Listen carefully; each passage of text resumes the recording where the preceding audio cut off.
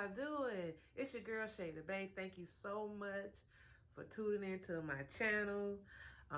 If you like what you hear and see today, please remember to like, comment, and subscribe. If you're new to my channel, you just came to my channel, I guess I need to try to learn how to introduce myself.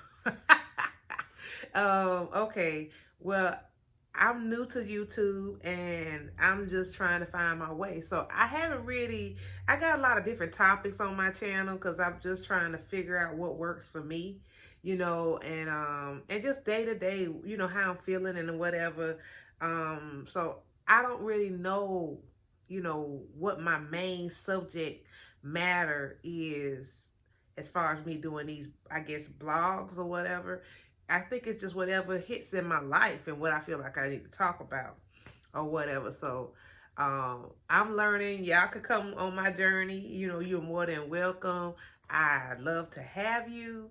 And I mean, because I'm learning a lot about myself. Like just videotaping myself, I'm learning a lot about myself and the way I speak and the way I handle myself. So when I'm doing these editings and I get to hear some of the stuff I say. I was wondering sometimes why, like, sometimes people say, you sound a little bit, like, I mean, people used to come to me and say, let me just first clear this up. I'm not racist. I'm not homophobic. I'm not none of those things.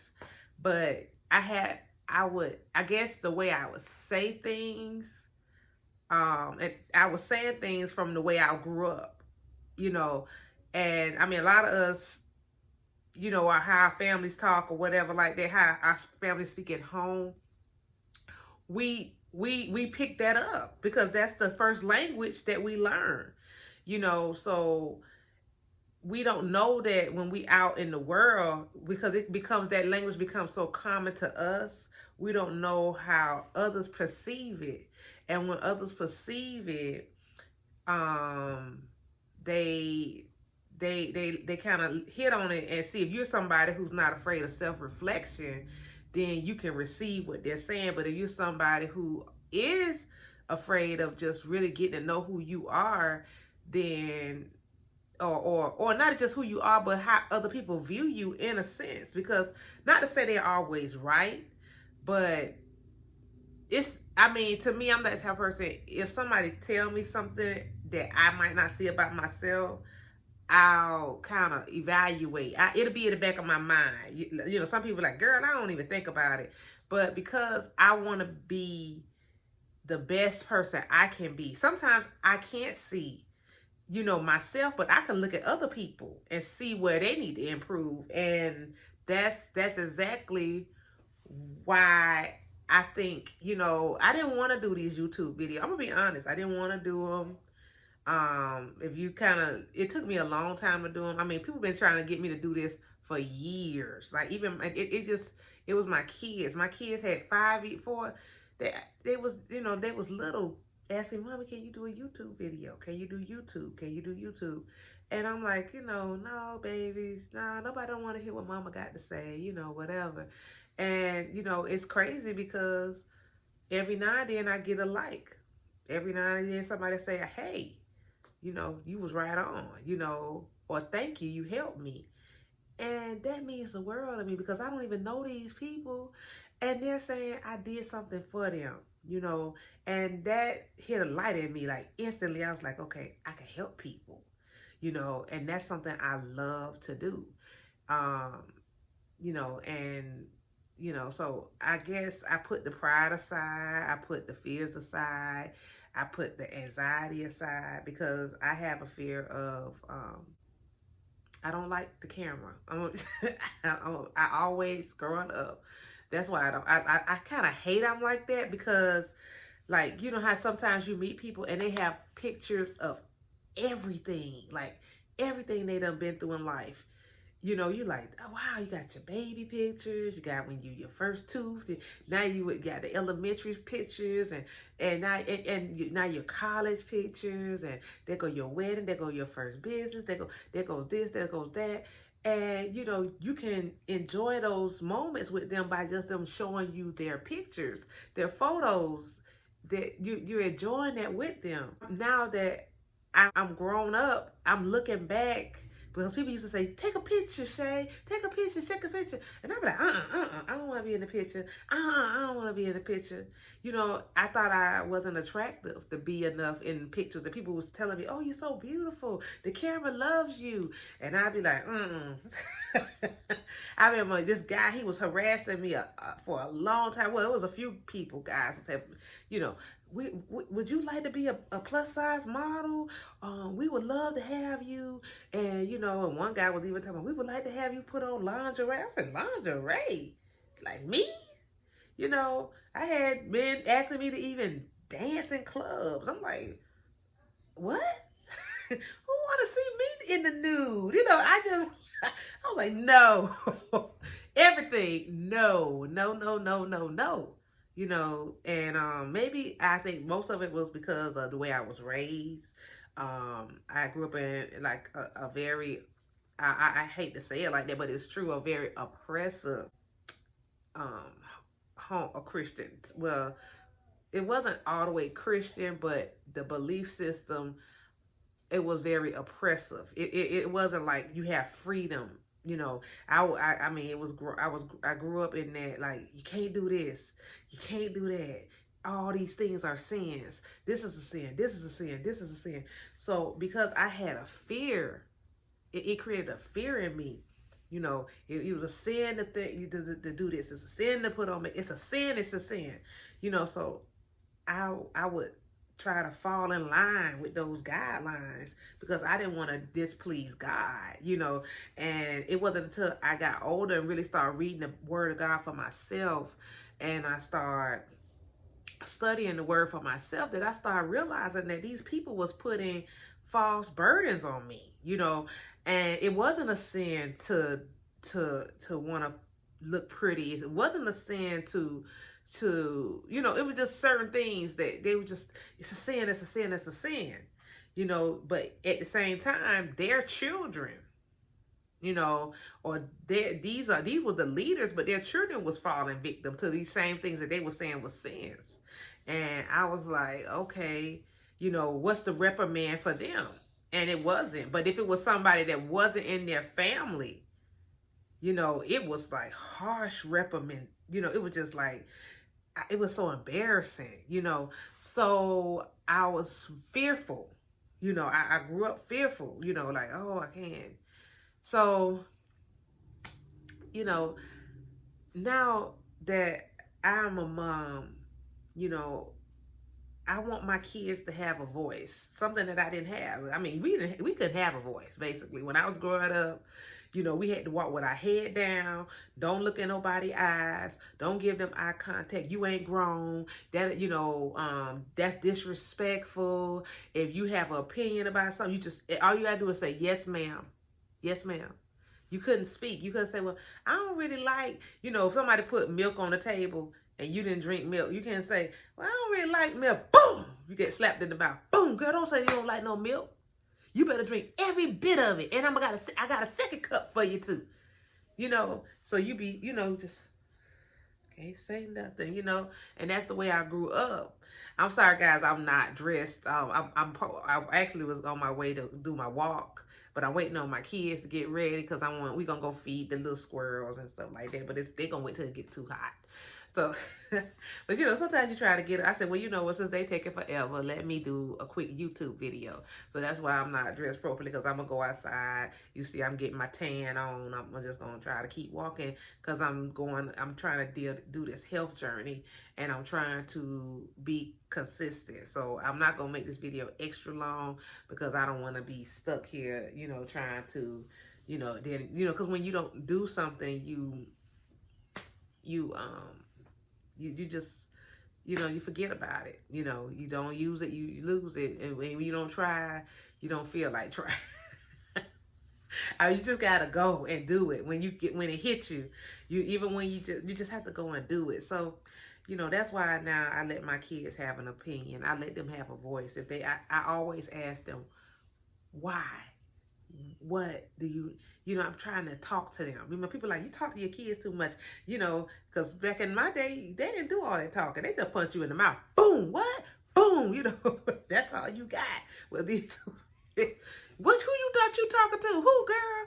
You know, now sometimes I gotta check them. You know, sometimes I gotta check the neck. You know, sometimes I gotta check the neck sometimes. But for the most part, I have good girls.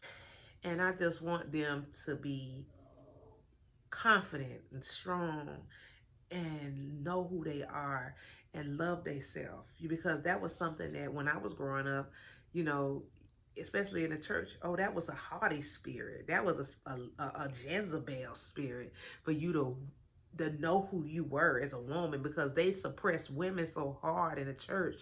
You know, they suppressed us. You know, you couldn't really have a voice. They said men loved a woman that was quiet, didn't say nothing, act like a lady. You know, women and children was to be seen and not heard. You know, so I was in that kind of environment.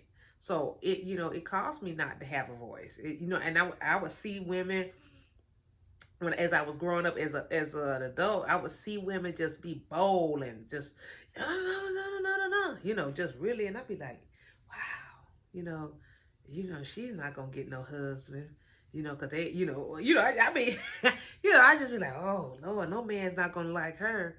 But them was the main ones had a relationship, while I'm sitting there quiet, being seen but not heard. Those are the ones they got the opportunity to do things. People used to come up to me and be like, Shay, you know what I'm saying? We like you. Let's do stuff together. Or let's connect. Or let's, whether it was to be a friend or a relationship or just a business person, a business partner, to collaborate with certain things. And I just was like, nah, that's vanity, And now I look back and I look at people like Lizzo, and I'm like, dang, I wish Lizzo was around when I was younger. But but Lizzo probably wasn't even born yet. Well, she wasn't. I think she's a few years younger than me. Yeah, she's probably about a good 6 years younger than me. But I'm like, wow, she's so bold, in her skin, by her being a plus size woman, because, they try to make you feel like you need to be ashamed of yourself. Like when I was growing up, I wasn't that big, but I was plus size. I always been plus size. They didn't have a lot of really fly clothes for plus size women. Like when you was big back in the day, they just had them big moo dresses with the flower print. like you some kind of garden outside. They used to have all that stuff just to make you feel uncomfortable being fat. You look like you was outside in nightgowns. They didn't really have clothes for plus size women. Now things have changed, and now they have beautiful clothes for plus size women. You're gonna pay for them, but they're beautiful, and you can find mostly anything, for yourself now, to have a style, and you can have a personal style, whatever. And I mean, they were starting to do that when I was getting older.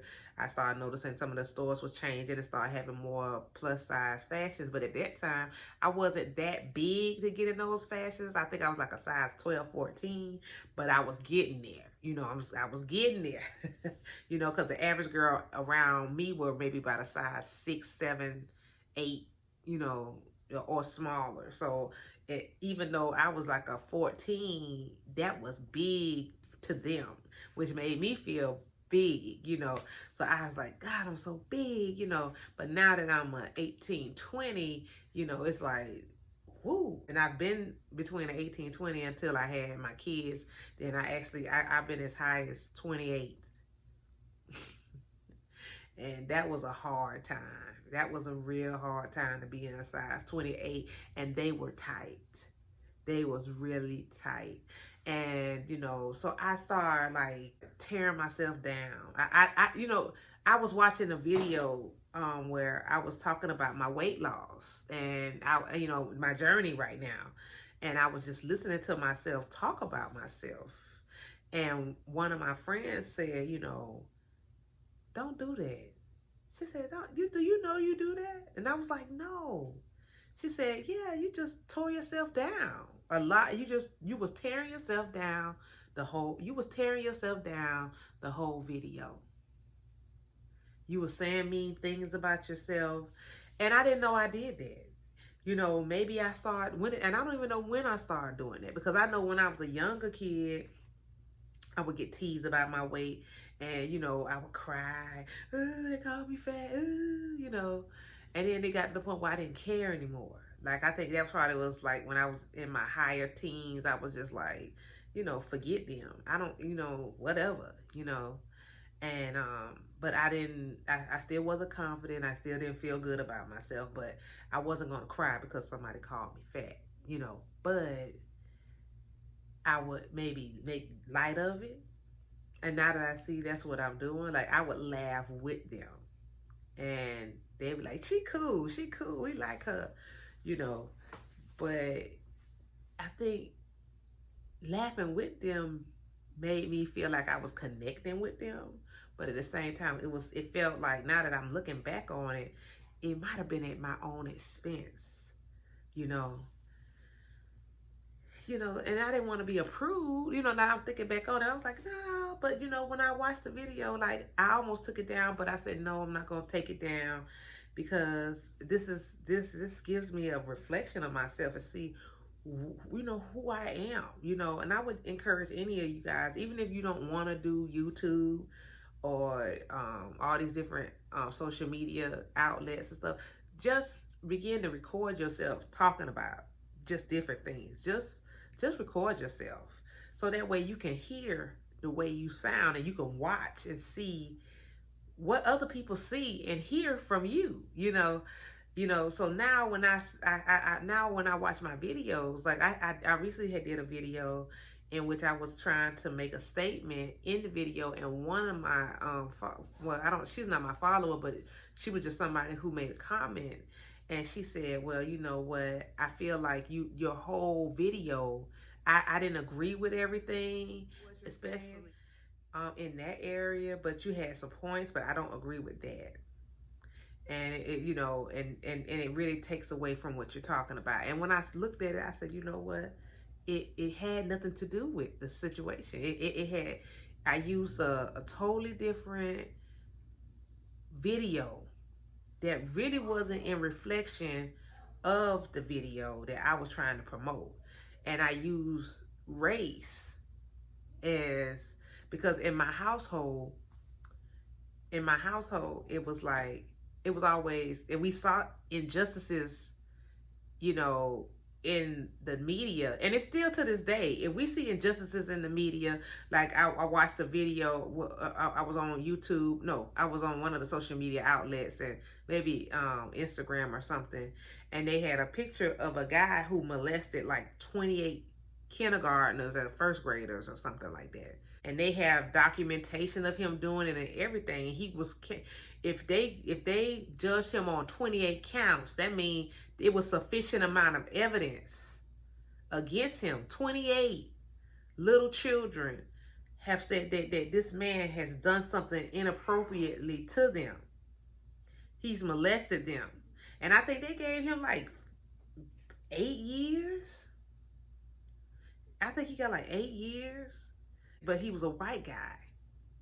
I have friends that did 10 years just for a small, tiny dime bag of weed in their pocket, or a seed in the car. They're doing 10 years in prison.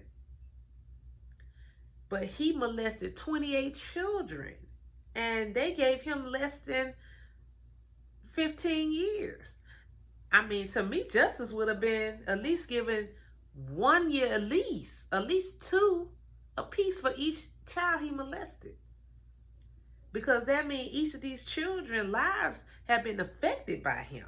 So you got 28 children or more who's going to have issues in life, relationship issues. Some of them might even be a predator. Some of them might deal with suicide. Some of them just, I mean, he messed up people's lives. The subject used to always be in my home, if he was black, it would, I mean, and it's, and I hate to say it, but it's true. If a black man was convicted of molesting 28 little white children, all hell would break loose. they would, first of all, he probably would have got a death penalty, you know, because that's the way the scales of the balance of the scales have set. You know, we've watched so many injustices of white people actually walking away with such little time, and we seen them for very heinous offenses, and then we see black people, you know, doing almost the same thing or less, and they're you know, their whole life is taken away from them. And some of it be less. Most of the time it be less, and sometimes they just be innocent. They just pick somebody. You know, we just gonna pick him because he looks the most criminal. You know, he looks like he could be a criminal. We gonna get him. You know, my dad used to tell me stories like growing up, like, you know, of people just being, the police would just come to the neighborhood. If it be like a case or some kind of case going on that was like a couple of people died and nobody knew what happened to the people, and, you know, they were trying to figure out what happened. My dad told me, like, they would just come, just pick up people. Get him. The police just pick a bunch of people. Him. And they'll take them all together, and then they'll look and see which one is the dumbest or not the brightest, or maybe the one that is the brightest, you know, or the one that had the most prospect, and they'll say he did it. And he like, and the guy like, what did I do? You killed them 5 people over there. What? I'm just visiting here. I don't even live here. I don't know nobody here. And they put them in jail. Throw the key away. But in actuality, it was the Klan that was killing these people, and people knew it was the Klan. But they would pick somebody, and just so that the crowds would stop, or people would stop talking, or to make it seem like we've given them justice. We just gonna pick somebody, you know. And that's why, you know, sometimes when I'm talking to my white friends and stuff like that, they'll, you know, sometimes I see them, they just be like,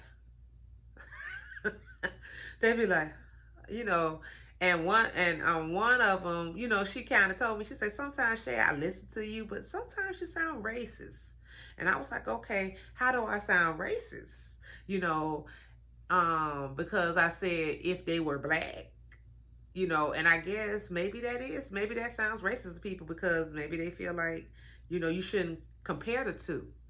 But they wouldn't feel that way if the shoe was on the other foot. Like if white people were getting charged with so much time for petty crimes, and their whole life from their loved ones, or just their whole counterparts were taken away,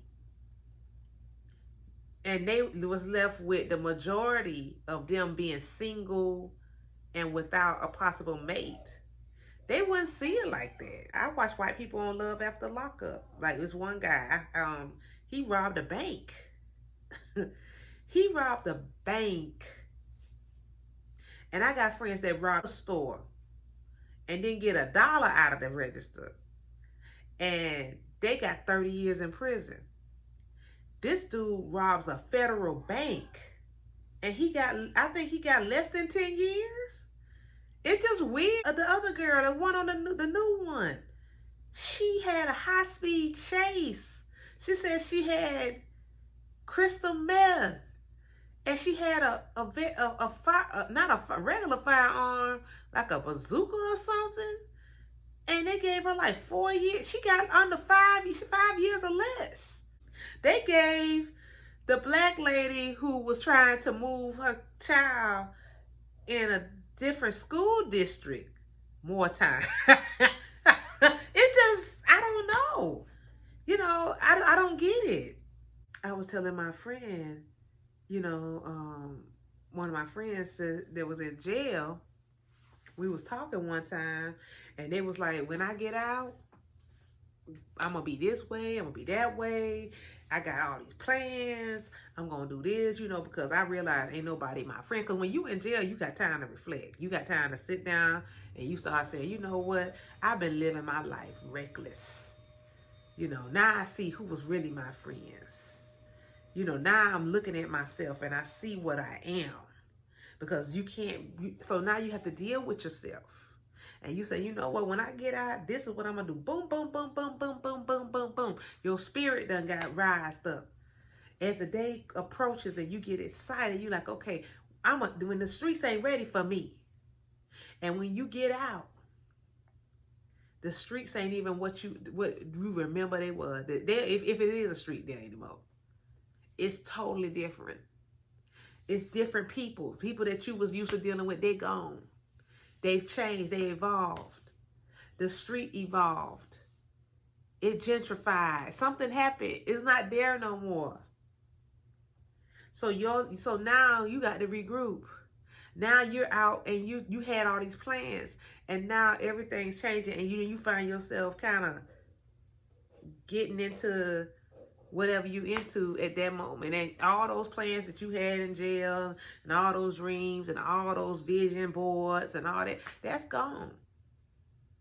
You find yourself connecting with the same type of people and the same type of things to cope. Because the first thing we do when we feel stressed or we feel out of place, we want to feel in place somewhere. So we go back to the familiar, what feels comfortable.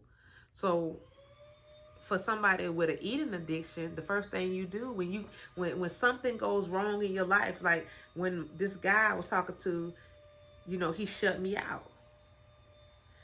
The thing I wanted to do to comfort myself was eat. I needed something sweet. I needed to wrap up in my covers and eat chocolate almond ice cream, knowing I'm lactose intolerant. But I don't care, because at that moment I needed that comfort. I needed my blankie. I needed my ice cream. I needed my spoon. I needed love after lockup. Something to make me feel better. But then after it's over, I felt like crap. I was in the bathroom. I was belching nasty burps. I was running back and forth. I was trying to find some Imodium, because I knew doing it. I knew when I was doing it. I knew when I was getting into it what might happen. But at that time, I didn't care about the consequences. I didn't care about the payoff. But just know, whatever you do in life, it's a payoff. It's going to be a consequence. I met a lady, who told me she lived her life the way she wanted to live her life. She said, I live, because I was talking with her and I was telling her how I myself wish I did more, had more wild experiences in life, because I was a PK, because I was in the church. I was a late bloomer and everything. I was trying to keep myself, I never did nothing real wild and crazy. And, I never really went out a lot. And I just didn't do a lot of stuff. So I felt like I missed out. Like Toni Braxton even made a comment one time, said she wished she had more sex, because she grew up in an oppressive church situation. And she said, I wish I had more sex and got high and did stuff. And I was agreeing with her. I was like, you know what, Toni, you hitting on something, because I knew I was going to be still here. I wish I would have did those wild and crazy things that I thought at the time I shouldn't be involved in and do. But not realizing that wasn't wisdom. And Toni did not saying that, realizing that was a foolish statement, because that was God's grace keeping you. That was God's grace keeping you. For you to make those decisions. And one day I woke up and I was reflecting on some things. Yeah, Shay, you would have been in the car when it flipped over and all of them died. You would have been at the party when they started shooting. You would have been the one in the wheelchair. You'd have been the one with the messed up face on the side. Yeah, Shay, you could have did that, but you would have been like this lady you talking to right now, who was telling you that don't be mad about the decisions you made. Because I lived that life. And I have full-blown AIDS. And I have several other diseases. Because I lived that life. And I'm suffering for it now. Yes, I'm taking medicine. Yes, I'm able to, do things. But people don't see me when I'm waking up in the morning and I'm sick. And when my T counts are low, and when I'm nervous, or when I'm trying to meet a guy and that's a guy I want to date, and I'm scared to tell him that I have a disease. So be grateful that you had enough wisdom. She said, I wish I was like you. I wish I had that wisdom to have said no. Because now I'm paying for it. Now I'm paying for it. I told one of my friends that was in jail, because he was real bitter. Like, he hates God. Like, he just, he's mad because he feels like he's been in jail for 21 years now. I think he got about 3 or 4 more to go. And he just was like in a bad place one day. We was talking and he just was like, you know what, it is what it is. But he said, I don't want to talk about God, Shay, so don't even bring that up. And I said, you know what? I know you don't want to talk about him, but have you ever thought that maybe it was his will and his plan to save your life is why you're here? I said, just think about it. All your friends are dead. That what you was doing, what you was doing at the time, all the guys you was rolling with, all of them, it might have seemed like you the only one got caught. And it might have seemed that they bailed on you when you needed them. And they put you in jail for a long time. But during this time while you've been in prison, you've been maturing. You've been reading. You were smart in school, but you didn't apply yourself. You've been reading. You've been growing as a man. Because you've been getting around men, positive men in prison. So you've been growing as a man. You know what you need to do if you come out to be with a woman and how to handle yourself or whatever. I said, but all your friends that didn't go to jail, they're dead. Could it be that God was just sparing your life and put you in a situation where you grow? Because you're respected where you are. You don't have men trying to disrespect you. You said you was able to hold on to your manhood. You wasn't running around, being in fear of being raped. He told me that don't really go on like that here, He said, I never had a man approach me like that. Because they know who are like that, and they have so many that's like that, they don't have to run behind you.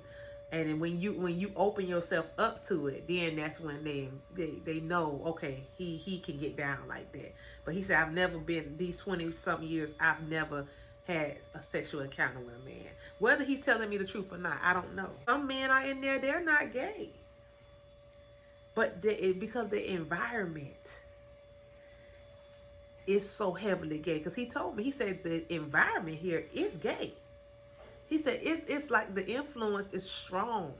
And you got some guys that, being exploited, people are taking videos of them and posting it, talking about this your man out here. But they're doing, how they say, when you in Rome, you do what Rome do. That's what's happening. They're in there, they're not gay, but because the energy is that, and all the men are there is that, not all of them, but the men that they feel like they need to connect with and respect and get the respect they need, they're rolling like that. Because he said that's like money there. That's like money. He said the reason why he didn't even have to go through a lot of that is because he had his mother and his sisters supporting him. They would send him money. So he didn't have to sell himself short. He didn't have to do stuff like that. He didn't have to fight and and all that. He didn't have to go through all that, but for somebody who's in there that don't have anybody, that's like money. Because people forget you. You out of sight, you out of mind. So people will forget you, you know. So anyway, I done talked a lot. I don't even know what I was talking about. I really said because I've been rambling and I don't know what I got. So I'm going to take what I got and see what I got and make a video with it.